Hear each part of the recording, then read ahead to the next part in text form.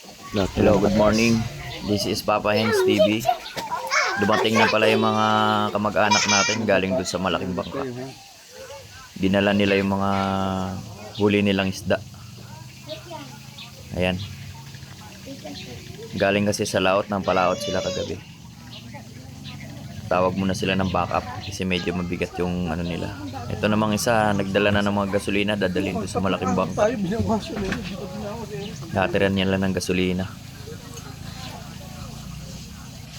Dito pala to sa Unisan, Quezon. Ayan na, may dala silang bigas tsaka tubig. Dadali nila yung supply doon sa malaking bangka. Ayan. Ganyan lang kasimple ang buhay dito sa probinsya. Yung mga bata tumatakbo, naglalaro. Wala rito mga gadget, wala kasi mga signal dito sa Quezon. Salamat pa rin sa ating mga mangingisda. May nakakain tayo mga isda, mga huli nila. Nabibili natin sa mga palengke.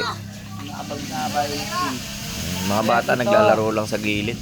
Napabayaan lang nila. Wala naman kasi mga dito sasakyan na tumatakbo. Maraming salamat sa ating mga mangingisda na patuloy na nanguhuli para mapakain yung ibang tao. Saludo ako sa inyo. Tsaka sa mga batang naglalaro na kahit walang gadget, naglalaro lang sila. Hindi sanay sila sa gadget.